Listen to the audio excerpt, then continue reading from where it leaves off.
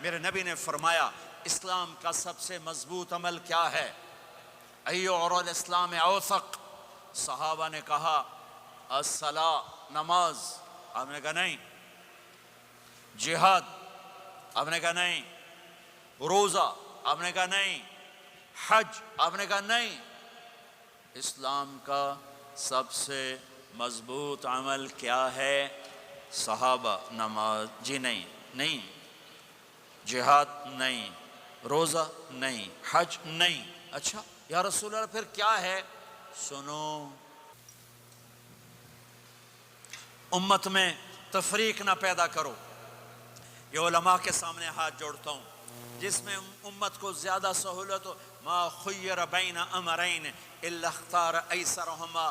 دو کام جب میرے نبی کے سامنے ہوتے تھے، جو مشکل ہوتا تھا چھوڑ دیتے تھے، جو آسان ہوتا تھا لے لیتے تھے.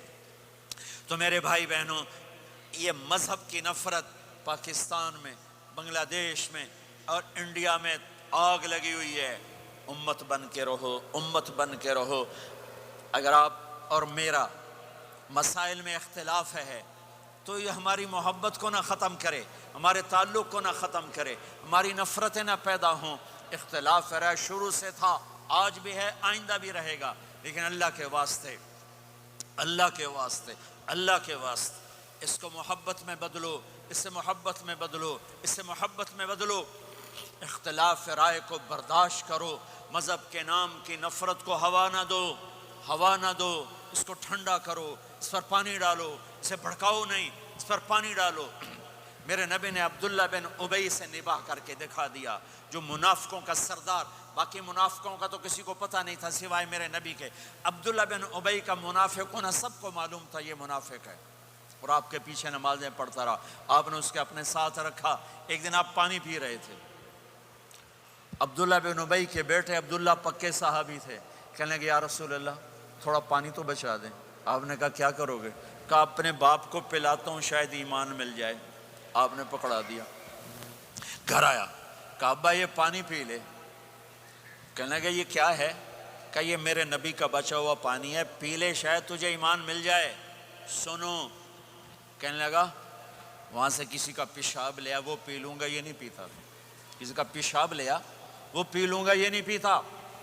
وہ واپس جا کر کہنے لگے یا رسول اللہ اجازت ہے میں اس کا سر اڑا دوں؟ آپ نے کہا نہیں، تیرا باپ ہے، یہ کام نہیں کرنا. میں نہیں چاہتا کہ لوگ کہیں محمد اپنے ساتھیوں کو قتل کرتا ہے. اور جب وہ مرا کم بخت ان کے بیٹے آئے، یا رسول اللہ میرے باپ کو جنازہ پڑھائیں گے؟ آپ نے کہا پڑھاؤں گا. کفن دیں گے؟ کہا دوں گا. کہ اپنا کرتا دے دے. آپ نے کرتا اتار کے دے جا، اس کو کفن دے دو کہ شاید کم بخت بخشا جائے. ہے، اور اب اتنی نفرت ہے کہ ایک دوسرے کا جنازہ بھی نہیں پڑھتے، سلام بھی نہیں کرتے. مسجدوں میں لڑائیاں ہو رہی ہیں. آپ نے کرتا دیا، اس کو پہنایا، آپ جنازے کے لیے کھڑے ہوئے. حضرت عمر آگے آ گئے.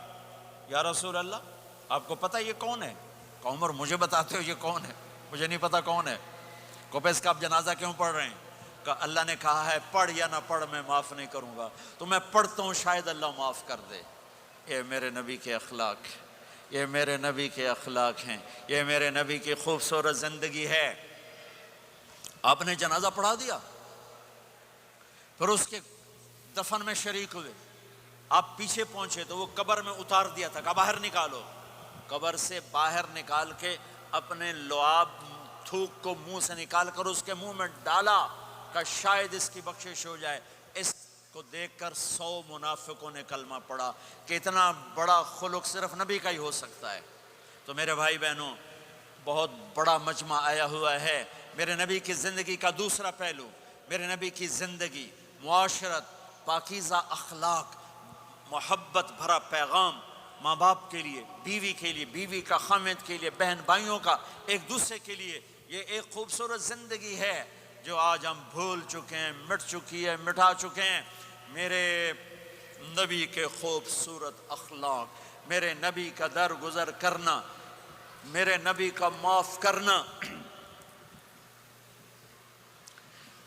21 برس قتل کے منصوبے بنانے والوں کو آپ نے کہا، مکے والے جاؤ معاف کیا، جاؤ معاف کیا. ایک جملے پر جاؤ معاف کیا.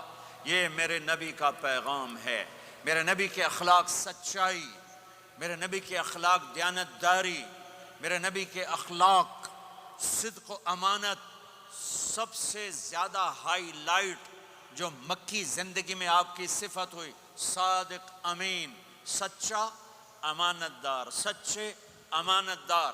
میرے نبی سے پوچھا گیا یا رسول اللہ مسلمان بزدل ہو سکتا ہے؟ کہاں؟ کنجوس بخیل ہو سکتا ہے؟ کہاں؟ یا رسول اللہ مسلمان جھوٹ بول سکتا ہے؟ کہا نہیں، جھوٹ نہیں بول سکتا۔ میرے نبی نے فرمایا یتبع المومن علی الخصال کلھا، ہر مسلمان مرد عورت بڑے سے بڑا گناہ کر سکتا ہے، لیکن اگر میرا امتی ہوگا دو نہیں کرے گا، دو نہیں کرے گا، دو نہیں کرے گا۔ ایک جھوٹ کبھی نہیں بولے گا، ایک دھوکہ کبھی نہیں دے گا۔ ایک جھوٹ نہیں بولے گا، ایک دھوکہ نہیں دے گا۔ ایک جھوٹ نہیں بولے گا، ایک دھوکہ نہیں دے گا۔